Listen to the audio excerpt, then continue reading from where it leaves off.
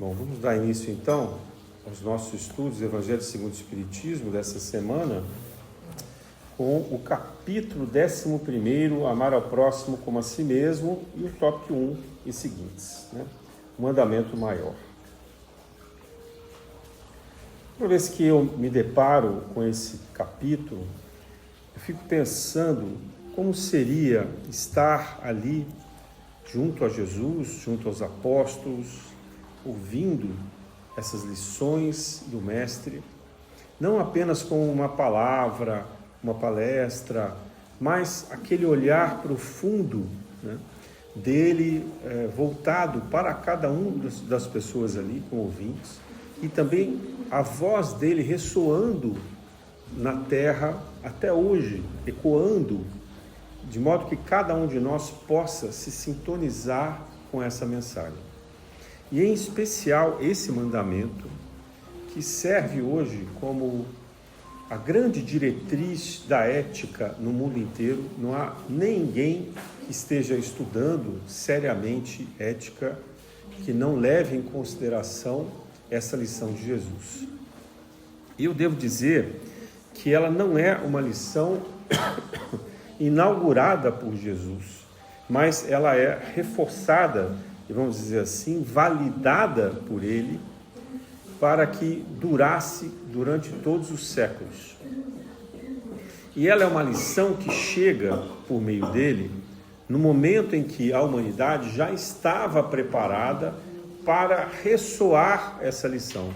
Não para viver inteiramente, porque até hoje nós não conseguimos, mas para que isso ficasse na nossa cabeça, e fazendo a gente pensar que então não é a vingança, que então não é a mágoa, o rancor, o ódio, a indiferença que vão curar as nossas chagas mais profundas e muito menos as chagas da sociedade, mas principalmente a ideia de um amor que é capaz de nos transformar e transformar o outro. Então, antes de Jesus, essa máxima, esse conhecimento, esse axioma, ele já estava em alguns lugares da história antiga. Especialmente a gente encontra isso em Confúcio. Lá nas ideias inaugurais, Confúcio, em Lao Tse, nas ideias inaugurais da China, que diga, olha, não faça ao outro aquilo que você não quer que o outro faça a você mesmo. Com outras palavras, a gente encontra menções disso também em povos mais antigos, o hinduísmo, etc. Mas dessa maneira clara, direta, como amar ao próximo como a si mesmo, isso vai mais além, muito mais além. É muito mais do que não fazer ao outro o que a gente não quer que seja feito a nós. Porque isso parece uma medida de egoísmo. Então, para me preservar, eu não vou fazer um mal ao outro e espero que ele, portanto, me faça o bem. Parece um jogo de interesses, E, portanto, sendo interesse, quando o meu interesse maior for outro, eu quebro essa regra e não me sinto culpado. Então, o que Jesus propõe não é um jogo de interesses. Jesus propõe uma mudança profunda interior. E essa mudança começa por nós mesmos, que é amar a si mesmo. Então, deve-se amar a Deus acima de todas as coisas. Mas se a gente ama a Deus, e Deus é a natureza, e Deus é toda a criação, nós somos criaturas divinas. Nós somos deuses como de Jesus. Então nós precisamos aprender a amar a nós mesmos. E isso é um dos passos mais difíceis, gigantes. Dona Paula sempre dizia, quando chegava alguém aqui muito triste, cheio de problema, ela sempre dizia essa frase: minha filha, meu filho, você tem que se amar mais. Quem aqui lembra dela se recorda desse conselho que ela dava para as pessoas.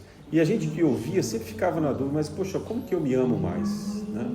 Como que eu posso sentir que eu estou me amando mais? E com o tempo, com a transformação, com a reforma íntima, com os tratamentos do passe, a gente ia percebendo que a gente ia modificando, as pessoas também que chegavam iam se modificando, iam encontrando esse sentido do se amar mais, porque para cada um é uma coisa diferente. Tem pessoas que se sabotam muito, tem pessoas que se sentem muito culpadas, outras se sentem muito amedrontadas diante da vida, outras ainda se sentem incapazes de qualquer mudança, ou ameaçadas, ou aprisionadas às suas distrações na matéria, não conseguem se livrar disso. Outros são viciados em uma série de coisas, né? Então, para cada um, essa lição do amar a si mesmo tem um papel, tem uma importância, tem um sentido, tem um método, né? Uma forma de se reorganizar. E por isso que não há um comportamento, um código moral. Jesus nunca deu um código de condutas. Isso pode, isso não pode. Ele, inclusive, criticava os sacerdotes por terem regras demais, por terem mandamentos demais. O povo hebreu foi coletando, a partir de Moisés, um código de comportamentos e princípios, né, de hábitos e procedimentos que vão desde a vida comum, como não comer carne de porco, até preservar ao sábado e, ao mesmo tempo, fazer sacrifícios e assim por diante. Então, Jesus, nesse sentido, ele condensa esses mandamentos, como está lá também no Antigo Testamento, mas que o povo hebreu preferiu não seguir, não se contentou com esses dois mandamentos principais, que é amar a Deus sobre todas as coisas e ao próximo como a si mesmo, né? Preferiu então seguir essa dinâmica casuística de uma série de leis, de normas civis e religiosas que até hoje regem os descendentes, vamos dizer assim, de Abraão. Mas Jesus chama atenção para algo que não fosse apenas para o povo judeu, mas que fosse universal. Então, esse ensinamento de amor, ele é, ao mesmo tempo, amplo e muito específico quando a gente olha com a lupa para nós mesmos, né? Quando a gente pensa naquilo que nós precisamos transformar. E embora haja um cabedal enorme de circunstâncias que a gente precisa aprimorar em nós mesmos, a gente sabe aquilo que está mais emergente, aquilo que ressoa mais forte em nós, aquilo que parece que nos governa, que nos dirige e que a gente não consegue largar. Então a recomendação que ele faz é que a gente lide com isso em primeiro plano, né? Faça primeiro essa coisa, que a gente exerça esse trabalho de mudança interior.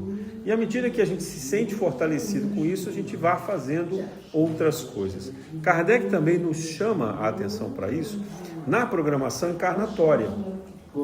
Então nós temos aquelas questões que são mais primordiais e que nós receberemos o auxílio dos espíritos iluminados que vão nos acompanhar para que a gente possa finalmente vencer essas dificuldades. Então é um processo de aprendizado segundo uma programação espiritual, não é algo aleatório. Então muita gente diz assim, eu não sei o meu propósito de vida, eu não sei a minha missão, eu não sei o que eu vim fazer aqui. Ora, basta olhar para si mesmo, para a própria consciência e pensar, verificar aquilo que destoa da gente em relação aos outros, destoa da gente em relação ao Evangelho. E esse ponto que mais nos incomoda é justamente aonde a gente tem que jogar mais luz, que a gente tem que procurar não apenas tomar conhecimento, mas transformar, né? Buscar nas raízes mais profundas de nós mesmos as razões que nos limitam a esse comportamento e provocar as alterações. Então, para uns, isso pode representar um trabalho de caridade, porque nas vidas anteriores a gente foi muito egoísta, muito avarento, muito orgulhoso, muito vaidoso, e o trabalho da caridade é fundamental para a gente quebrar isso, para a gente aprender com o sofrimento a ter empatia, compaixão pelas pessoas. Para outros vai ser um estudo, né? A gente foi muito preguiçoso durante muito tempo, em muitas encarnações, não se deteve em conhecimento, em saberes, então a gente vem com essas características, né, para que a gente possa ganhar conhecimento e colocar em prol do serviço da humanidade, né? Partilhar desses saberes com a humanidade. Outros precisam resgatar tratamentos de saúde, porque durante muitas encarnações provocaram dores terríveis, doenças, maus tratos em várias pessoas e agora precisam vir reparar esses males e aprender a necessidade do cuidado e da preservação da vida. Então vem com profissionais de saúde, né? Ou de práticas paralelas, complementares à saúde. Então, por quê? Porque essa é a dinâmica que vem. Outros ainda vêm para defender os outros. Por quê? Foram acusadores, foram pessoas que traíram, que maldisseram, que criaram tumultos na sociedade, provocaram rebeliões, e agora eles têm que trabalhar com a justiça, né? E aí eles vão exercer diversos papéis ali, desde os papéis menores até os papéis mais destacados na sociedade, dentro do poder judiciário, dentro do sistema judiciário. E quanto maior o destaque, eu me arrisco a dizer, maior a dívida, maior a necessidade de aprendizado. Porque, pela lei de causa e efeito, aqueles que muito aparecem na sociedade são aqueles que têm karmas mais coletivos. Estou usando a palavra karma aqui, mas leiam na perspectiva de algo que precisa se aprimorar, algo que precisa se transformar dentro de nós e que vai ser devolvido à sociedade como uma bênção, como um trabalho, como um apostolado, como uma missão, né?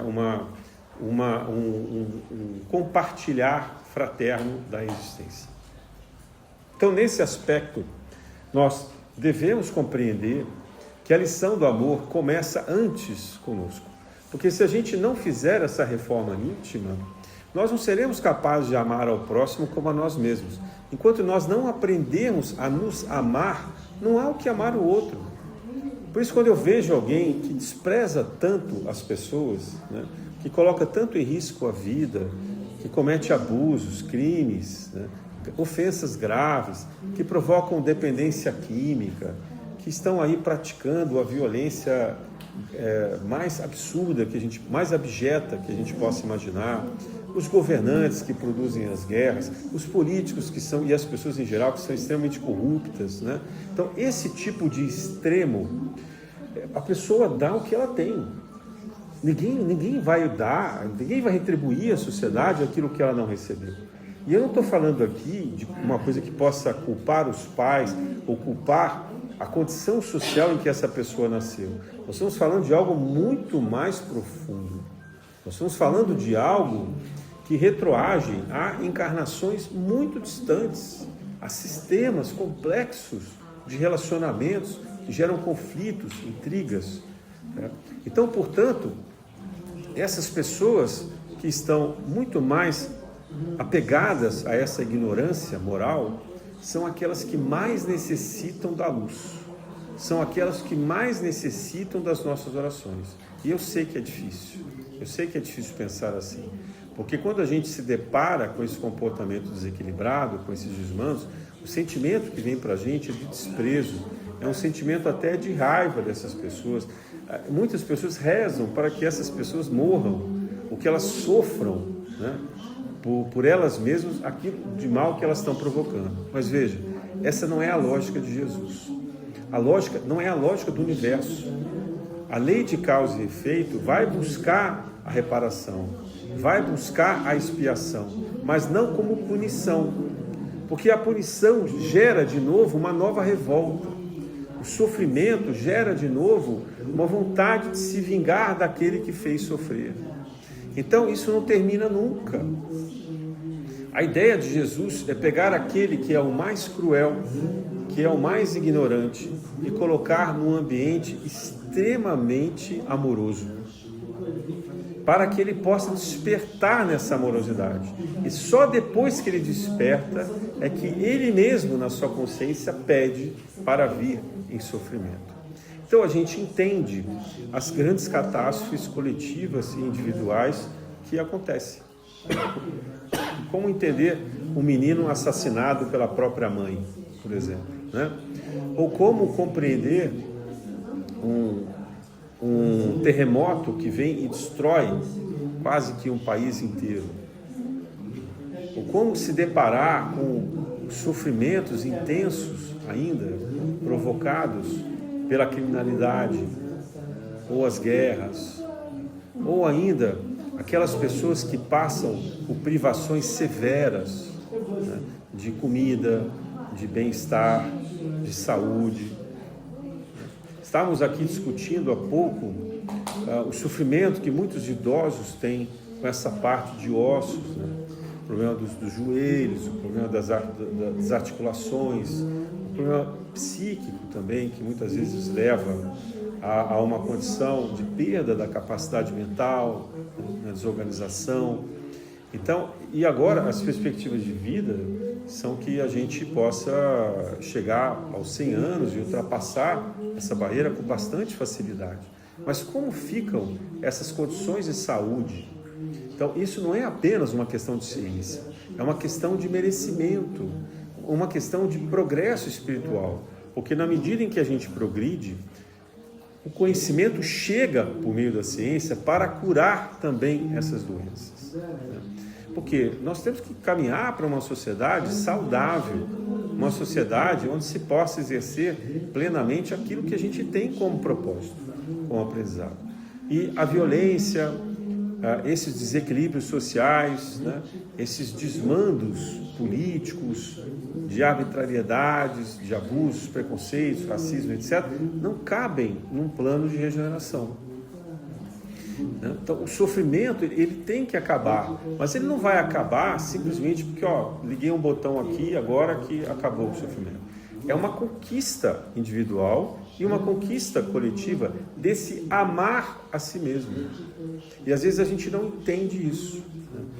O planeta irá progredir, mas nós, se não acompanharmos o ritmo do progresso planetário, teremos que fazer estágio em outros planetas que estejam mais devagar, como a Terra está até o momento, que ainda estejam em expiações e provas, ou até regredir. Aqueles que estão muito, muito atrasados irão regredir em termos planetários, em termos ambientais, para que possam sentir na pele essas condições e reacender dentro de seus corações, despertar desse amor, esse amor que começa muitas vezes no núcleo próximo, né? Os filhos, uma companheira, um companheiro, né? O pai, a mãe, e que muita dificuldade vai se expandindo. E um amor que precisa se libertar dessa revolta. O amor não há espaço para o amor aonde há revolta. Eu escuto muito na minha clínica as pessoas trazendo um trauma, um recalque, aonde desperta ali, no fundo, uma raiva, uma revolta contra uma condição da infância. Às vezes é uma coisa mais leve, como uma disciplina muito grande, ou pai e mãe que não tem tempo de dar atenção. A gente sabe como é difícil hoje trabalhar, educar, cuidar, etc. E os pais chegam cansados em casa, delegam isso para uma babá, para uma tia, para a sogra, para a avó, né? Cuidar. Então essas crianças trazem muito isso. Mas também há casos de violência doméstica, há casos de abusos sexuais, morais, assim por diante, traumas de escola, né? em muitas situações. Mas o que isso remete a nós? Se nós entendemos a lei de causa e efeito e o programa de regeneração, o que a gente percebe?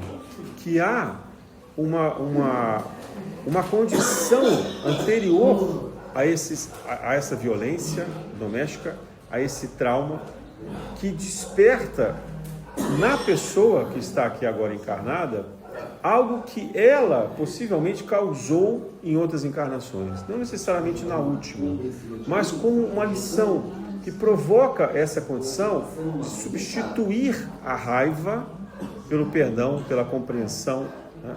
Uma das pessoas me disse assim: eu não consigo esquecer. Como que eu posso perdoar alguém se eu não consigo esquecer? E aí me vêm as lições de Jesus, porque eu sempre penso, Jesus nunca disse para você esquecer, né? Eu não posso usar a espiritualidade quando eu estou tratando, mas eu posso usar o conhecimento, o ensinamento, né? Não é sobre esquecer a ofensa, esquecer aquilo de traumático que aconteceu com a gente, mas é de compreender a gravidade disso, a amplitude disso e o que isso provoca em nós. De pegar esse sofrimento essa desgraça e fazer com que isso se ilumine, que isso seja reescrito, reelaborado, modificado dentro de nós, que isso vire um propósito até de proteger outros para que não passem pela mesma situação.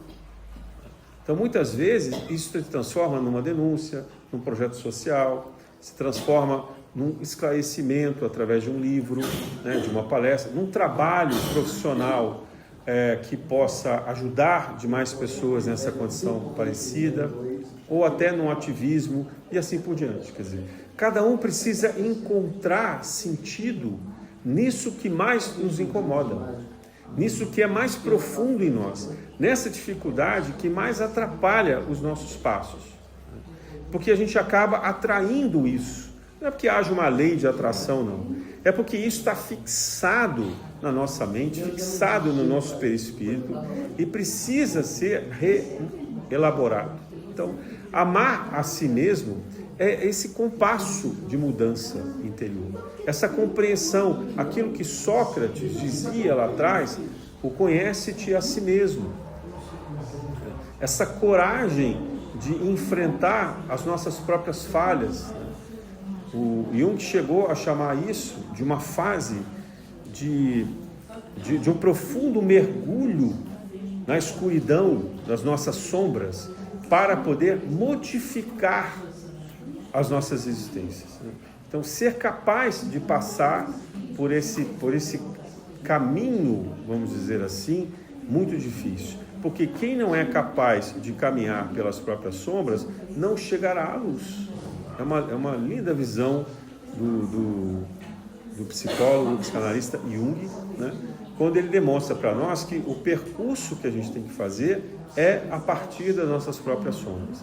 E muito antes de todos esses pensadores, lá por volta do ano 1300, a gente vai encontrar o grande poeta Dante Alighieri, que era um médium excepcional, e que na Divina Comédia ele começa descrevendo assim: caminhava eu em uma floresta escura, quando ouvia sons, manifestações perigosas, que me davam um medo e uma sensação de que estava completamente perdido e vulnerável naquele lugar. E eis que me aparece uma luz, um vulto iluminado, que é Virgílio, e que, enviado pela minha amada Beatriz, me achega e me diz ser possível alcançar o paraíso, mas o caminho do paraíso passa pelo inferno. Então vejam que imagem incrível, né? Não foi Dante que criou essa imagem, ele tirou de outros livros, mas foi ele que formatou dessa maneira maravilhosa para nós, de pensar o seguinte: não há como chegar no paraíso sem a gente passar pelo próprio inferno. E na descrição do inferno, ele vai percorrendo os vários tipos de maldades, vários tipos de desequilíbrios, né, que todos nós cometemos. E o último lugar, aquele que é o mais profundo, o abismo, está a figura imaginária do próprio diabo. Claro que na Idade Média ele ia colocar uma figura assim demoníaca, né? Mas o que é isso, senão a nossa própria sombra? Aquilo que nós temos de mais profundo em nós, aquilo que nós temos de mais escuro, né? de mais maldoso, mais ignorante. E ele diz: olha, a saída é você passar debaixo das pernas do demônio, né? Do diabo ali representado. Quer dizer, você tem que passar na intimidade, no chakra raiz, né? Da sua própria imagem refletida nessas sombras e se aliviar dela, se perder dela. Aí você pensa assim: tá bom, então agora saí do inferno e cheguei no paraíso. Não, você vai percorrer todo o caminho do purgatório. O que era o purgatório, né? O caminho das reencarnações, né? De você se reparar os males que você cometeu, de você compreender aqueles que estão lutando com as próprias dificuldades ainda, que continuam errando e precisam lidar com essas dificuldades até finalmente alcançar os portais do paraíso. Aí você pensa: bom, agora acabou. Não, o paraíso também tem inúmeros degraus. Quer dizer, o Dante lá, na Idade Média, já mostra para a gente o caminho espiritual, né? Ou aquilo que a gente chama de a escada de Jacó, né? São os vários percursos de evolução. Mas aqueles que são mais difíceis, que nós vivemos hoje, expiações e provas, estão ali representados nesse tomo, nesse volume sobre o inferno. Depois, no plano intermediário, a gente vê exatamente o período de regeneração que a gente está prestes a entrar. Então, nessa visão, nessa antecipação do processo evolutivo, há um convite para a gente olhar para nós devemos olhar para nós mesmos, para a nossa própria consciência, para os nossos próprios hábitos e perceber ali os erros que nós cometemos. Veja, não é sobre ver o erro dos outros.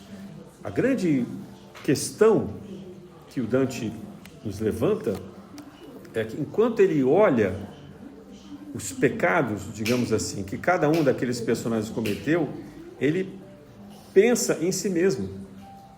Aquilo ressoa nele, ecoa nele. E ele pensa que ele poderia estar ali.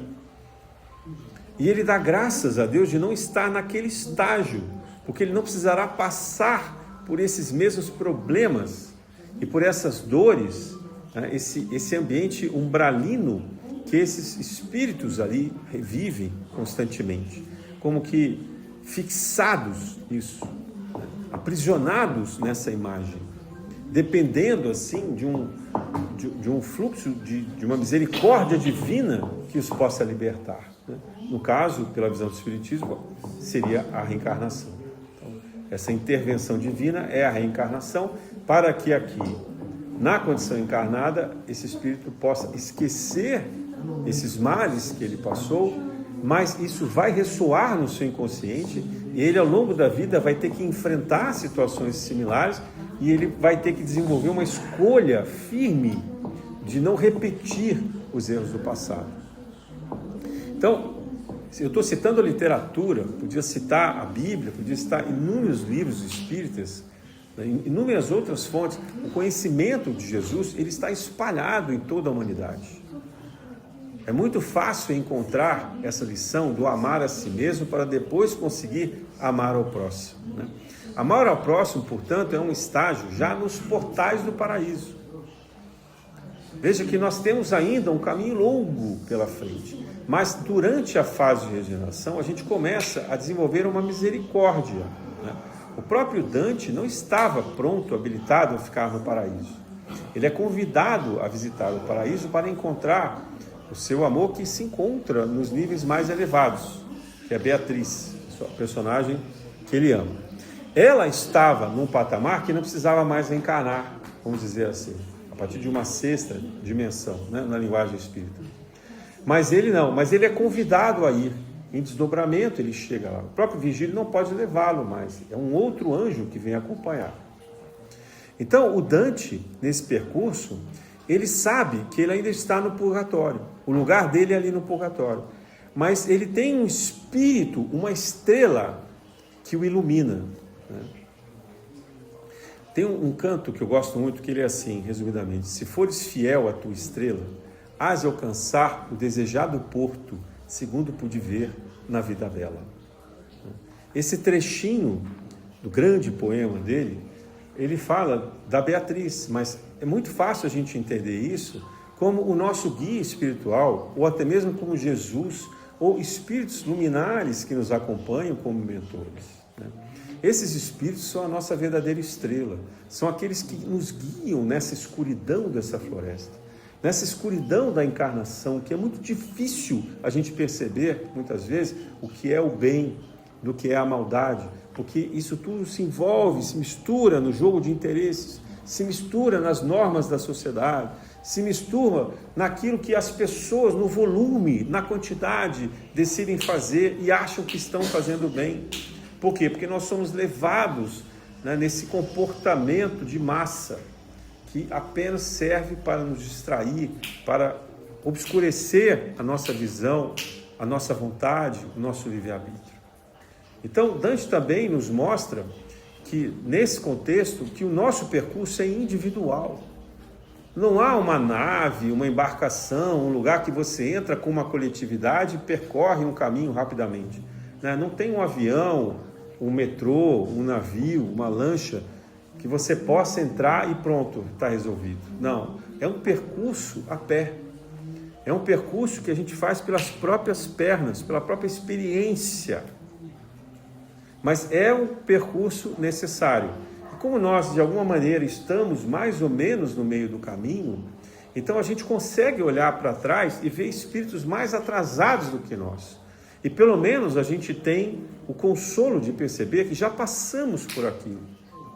Então esses espíritos que eu falei, que são muito trevosos, que atrapalham muito a Terra, que atrasam muito a nossa evolução, são espíritos que merecem a nossa misericórdia porque eles parecem estar em destaque, eles parecem estar no auge, eles parecem estar enriquecidos com todo o poder, mas na verdade, olhando pelo aspecto espiritual, eles estão naquelas furnas mais escuras, mais difíceis, mais sofridas. E no desencarne deles, isso ficará evidente. E talvez até antes do desencarne, porque eles podem ter que sofrer provas horrendas ainda nessa vida, para aliviar o peso desse perispírito, obscurecido, né, e regido por tanta maldade. Então, nós estando no meio do caminho, nós podemos observar que já passamos por isso. E temos que desenvolver misericórdia por eles. Temos que desenvolver empatia, porque já estivemos nessa condição. Mas fomos libertos disso pelos ensinamentos de Jesus. Agora, estar no meio do caminho não dá para descansar. Imagine uma grande trilha de subida por uma montanha. Quando eu falo meio do caminho, na verdade, talvez seja ter superado escarpas mais íngremes, mas ainda do começo. A gente olha de onde a gente está e a gente já vê atrás um percurso longo que a gente fez, mas há ainda um percurso muito grande a ser feito pela frente. E parte desse percurso será com muita dificuldade, será ainda com muito sofrimento. Por quê? Porque nós ainda estamos sendo regidos pelas leis de causa e efeito dos males que nós praticamos lá atrás e que nós precisamos reparar. Então nós temos que entrar nesse modo de reparação, um modo que exige esforço de nós, um modo que exige compreensão, compaixão, caridade, estudo, amor, fraternidade. Então é esse modo que nós estamos agora testando para ver se a gente embarca. E algumas pessoas já estão mais ou menos nessa sintonia, outras sequer pensam nisso. Tem muita gente na Terra, encarnada e desencarnada, que não está nem aí, não está nem para quê? Para que fraternidade? Para que acabar com a fome? Para que acabar com a guerra? Né? Vamos concentrar poder, vamos cercar aqui o nosso condomínio e garantir que aqui dentro haja segurança, que haja bem-estar, que todo mundo viva bem.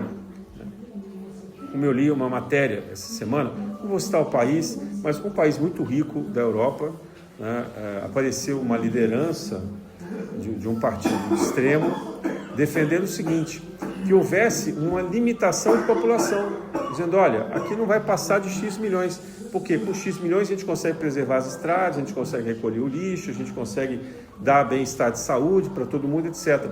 Então, vamos proibir entrar ingresso de imigrantes, e eu fico pensando talvez até proibir filhos e etc, né? Quer dizer, mas virou um condomínio, né? Então é isso, sabe? Bota segurança na porta e diz, olha, quem está aqui está salvo, mas ali para fora é um problema de quem está lá, não é nosso, né? Então esse é um extremo egoísmo em termos de sociedade. Por quê? Porque é um país rico, com uma qualidade de vida impressionante, mas que só está olhando para si mesmo, está esquecendo dos grandes problemas que há no planeta, em diferentes nações, em diferentes regiões, em diferentes lugares. E se esquecendo também que ele próprio pode ser vítima de uma calamidade e que pode destruir o país inteiro, e ele terá então que recorrer ao auxílio dos seus vizinhos e talvez até de países mais distantes que não estejam passando pela mesma calamidade. E nós sabemos de várias previsões que a gente torce para não acontecer, mas que falam, por exemplo, do fim da Europa. Emmanuel fala isso de uma forma contundente no A Caminho da Luz. Eu torço, sinceramente, que essa previsão seja mais um alarme, um alerta, para que a comunidade europeia desperte para isso e desenvolva a fraternidade. A gente vê algumas ações isoladas nessa direção, com imigrantes, com a busca de integração mundial, etc. Mas há muita resistência, né, deles tentarem manter o padrão de vida para eles. E essa relação de egoísmo pode provocar essas calamidades. Né? Tem estudos científicos que falam disso, não é só o espiritismo. Né? Tem um estudo recente que diz sobre o aquecimento do Oceano Atlântico, das correntes marítimas, que vão transformar completamente o clima do hemisfério norte. O clima da Europa, ele está na mesma altura do Canadá, do norte do Canadá e da Sibéria, mas ele, pelos oceanos, pelo calor dos oceanos que chega até ele consegue ter temperaturas muito mais razoáveis. Então, de uma hora para outra, esse clima pode ficar abaixo de 50 graus negativos, enquanto hoje eles estão acostumados a lidar com o clima, no inverno normal, 5 graus negativos, 8 graus, dependendo da região, mas dificilmente é mais do que isso. Então, você põe um casaco, está protegido, sai na rua, né? De vez em quando neva, ok, você consegue viver. Agora, se você tiver que viver abaixo de 50 graus negativos, é só perguntar para os canadenses ou para os siberianos o que eles acham disso. Né? E numa condição em que isso vai durar 9 meses por ano, é como você viver na Groenlândia. Então, essa é uma ameaça que a ciência está falando sobre isso, né? Não precisa do espiritismo. Diz assim, é uma questão de tempo, vai acontecer. E tem movimentos como o El Niño, etc., uma série de coisas que podem até acelerar isso, ou flares solares. Então a gente tem que pedir a Deus que isso não aconteça. Né? Mas, se a maldade prevalece, né, aquilo que a gente não aprende pelo amor, a gente aprende pela dor. Então o processo de amar a si mesmo pressupõe a empatia, pressupõe já um despertamento. Gente, aquele que está numa condição melhor, é claro que ele tem que olhar aquele que não está numa condição tão boa. Faz parte do sentimento de humanidade, de solidariedade. A gente tem que estender a mão. A gente tem que abraçar aqueles que estão perdidos nessa jornada. Mas não adianta, então você tira a pessoa lá de trás, põe ela do seu lado e ela quer passar por cima de você para ficar lá na frente. Porque é isso muitas vezes que a gente vê. A pessoa sai de uma condição de pobreza e ela faz um monte de coisas, né? Muitas vezes nada éticas, para chegar no grau de riqueza, e ali ela não se importa mais com ninguém. Ela continua fazendo uma série de coisas apenas por seu próprio engrandecimento pessoal, sem necessidade. Porque não há nenhum problema na riqueza em si. O problema é você ficar aprisionado nessa riqueza e você não enxergar que o mundo ainda passa por inúmeras necessidades que você poderia contribuir muito para poder melhorar as condições das pessoas. Então, é mais ou menos assim, hoje na América do Sul, o Brasil tem inúmeras dificuldades, problemas políticos sérios, uma divisão, mas, gente, olha para o lado dos países próximos que a gente está. A crise econômica e política que assola esses nossos países vizinhos. O risco de revolução civil, domínio do tráfico. A gente fala do problema do tráfico no Brasil, que é muito grave, muito sério, mas olha para esses países. Olha para o desmando generalizado dos governos. Então, o Brasil não pode fechar os olhos para isso, vocês entendem? Não adianta a gente pensar só no nosso desenvolvimento social. Que legal, está chegando um carro elétrico, vai baixar o preço, vou poder comprar um carro novo. Não é sobre isso. Né? Não é sobre os investimentos que a gente ficou tantos anos sem receber e agora a gente está recebendo. Mas nós temos que olhar para essas outras nações. Essas nações que estão próximas de nós. Temos que olhar também para as nações que estão sofrendo, passando por guerras, passando por terríveis tormentas de desentendimentos mundiais e que precisam do nosso apoio. Que nós temos que defender aqueles que estão passando por dificuldade. Não é sobre ideologia, não é sobre apoiar um ou outro governo, mas é de preservar as condições de vida e liberdade. Então, o amar a si mesmo pressupõe um despertamento para ser capaz de desenvolver essa empatia com aqueles que estão ao nosso redor. Até que chegue um ponto que a gente seja capaz, como Jesus, de amar incondicionalmente as pessoas. Mas disso a gente está muito distante. Disso a gente ainda é incapaz. Mas amar ao próximo no sentido de acolher, de ser compassivo, né? de ajudar, da maneira que a gente pode, com aquilo que a gente tem como talento, que é aquilo que a gente tem como disponibilidade. Então, aí a gente consegue tocar esses corações, a gente consegue trazer essa condição de amor. Então, não dá para a gente pensar num amor teórico. Esse é o ponto final que eu queria chegar com vocês. Jesus não veio falar sobre filosofia, ou sobre literatura, ou sobre ciência, muito menos sobre religião, né? O amor de Jesus é um amor prático, é colocar a mão na massa. As lições de Jesus se aprende fazendo, errando, tentando novamente, errando, mais uma vez, despertando, né?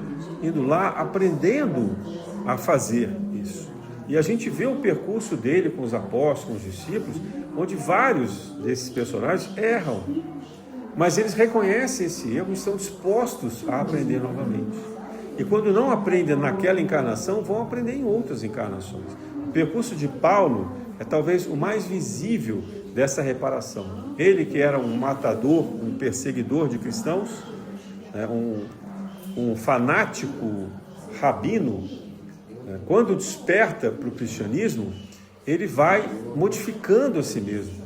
Ele vai lutando contra as suas pulsões, as condições que o levam à maldade, né, e passa muito tempo no deserto, né, abrindo mão de condições econômicas, de família, de relacionamentos, até que ele encontre um lugar de equilíbrio.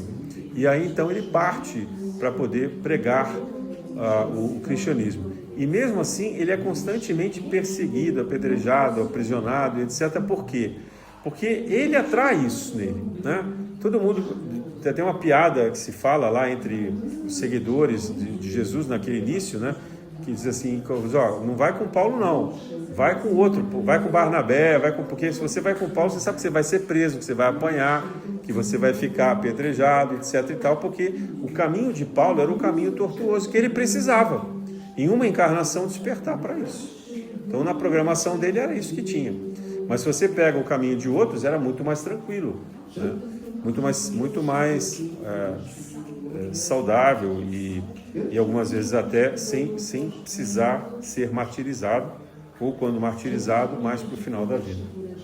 Então a gente vê um caminho do alto amor que passa sim pelo sofrimento, mas quando nós somos muito reticentes, quando a gente rejeita demais o aprendizado pela bondade alheia, o aprendizado pela abertura da fraternidade, sabe? Então a gente se coloca numa posição quase impossível de ir para os extremos da vida, para a gente ter abandono, para a gente ter rejeição, para a gente ter doença, né? Dores terríveis, traumas, e assim talvez despertar para o sofrimento alheio. Então a gente tem que entender a sociedade dessa maneira, a gente tem que entender a nossa profissão dessa maneira. O que a gente tem é o que a gente precisa agora. A gente tem aquilo que é necessário para nós mesmos, né? A gente tem as ferramentas certas, as pessoas certas ao nosso lado para essa mudança interior. Vai ser fácil? Não. Mas será cada vez mais fácil quanto menos a gente resistir a essa mudança. E aí nós vamos criar esse ambiente de mais fraternidade, de mais amorosidade, de mais confiança, de mais lealdade e, consequentemente, transformar aquilo que era uma coisa difícil, pesarosa, em algo que vai aos poucos se aliviando.